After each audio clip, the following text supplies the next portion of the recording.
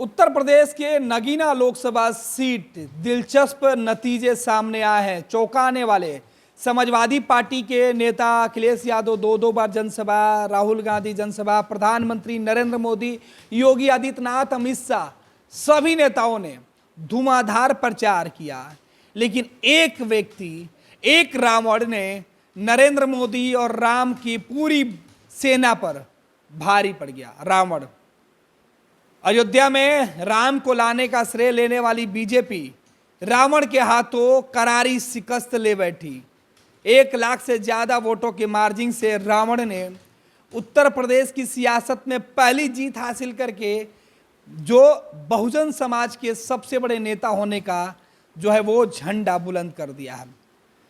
आजाद, चंद्रशेखर आजाद उर्फ रावण, ये वही रावण है दलितों के जो नेता के तौर पर उभर के सामने आया था। चुनाव के ठीक पहले जिसे गोली मारी गई थी, जो उसके पहले जेल गया, बीजेपी से सीधे लड़ता रहा, बीजेपी के खिलाफ उन्होंने अपनी पहचान बनाई। उत्तर प्रदेश के अंदर मायावती के खिलाफ लड़के अपनी पहचान बनाई, अखिलेश यादव की पार्टी समाजवादी पार्टी से लड़कर पहचान बनाई। और नगीना सीट पे जहाँ पे चंद्रशेखर आजाद चुनाव लड़ रहे थे, इस सीट पर जो है सुबह से ही जब रुझान आने शुरू हुए थे उस वक्त से चंद्रशेखर बढ़त बनाए हुए दिखाई पड़ रहे थे। और जब चुनाव के नतीजे सामने आए तो 1 लाख से ज़्यादा वोटों के बड़े मार्जिन से चंद्रशेखर ने चुनाव जीत लिया। और चुनाव जीतते ही सोशल मीडिया पर ट्रेंड करने लगे। हर कोई पूछ रहा है कि जो लोग चंद्रशेखर आजाद रावण को हल्के में लेते थे, आज रावण अकेले ही पूरी बीजेपी की सेना पर भारी पड़ गया।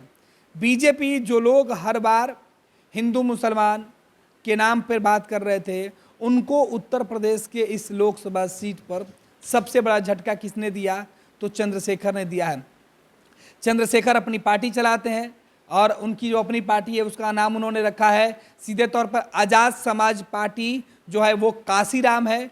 वो उनका उसका नाम दिया, उन्होंने कहा है कि काशीराम के जो वारिस हैं वो चंद्रशेखर हैं। और अब उत्तर प्रदेश के लोगों ने उनको अपना समर्थन देकर यह एहसास करा दिया है कि जिस तरीके से मायावती लगातार उत्तर प्रदेश की सियासत में एक अपनी पहचान बना के रखी थी, इस बार उनके अपने लोग जो थे, जिस समाज से वो आती है, उस समाज के लोगों ने भी उनको वोट नहीं किया।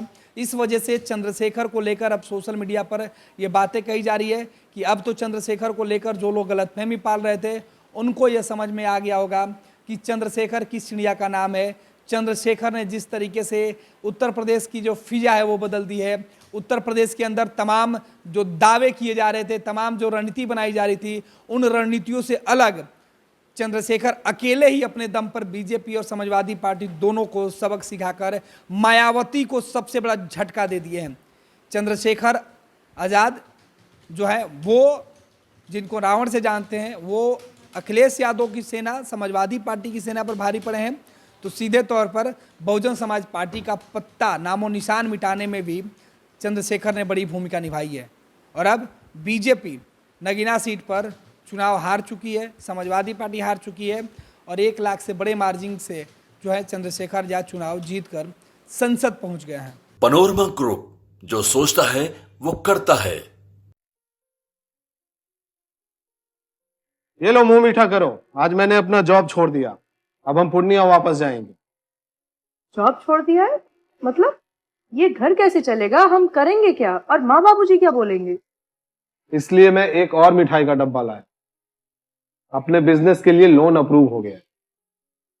अरे लोन अप्रूव हो गया वो तो ठीक है, लेकिन पूर्णिया में हम रहेंगे कहाँ? अपना घर भी तो नहीं है वहां। इसलिए तो एक और मिठाई का डब्बा अलग से लाया हूं। हमने पूर्णिया में घर ले लिया है, पूर्णिया के ई होम्स पैनोरमा में। पूर्णिया में पैनोरमा ग्रुप लेकर आए हैं ई होम्स पैनोरमा। बड़ा घर, आलीशान जिंदगी और अत्याधुनिक सुविधाओं के संग। अरे अब क्यों मुंह मीठा करवा रही हो? क्योंकि हम घर वापसी जो कर रहे हैं। घर वापसी की खुशी पूर्णिया में ई होम्स पैनोरमा के संग। ई homes panorama, luxurious lifestyle redefined.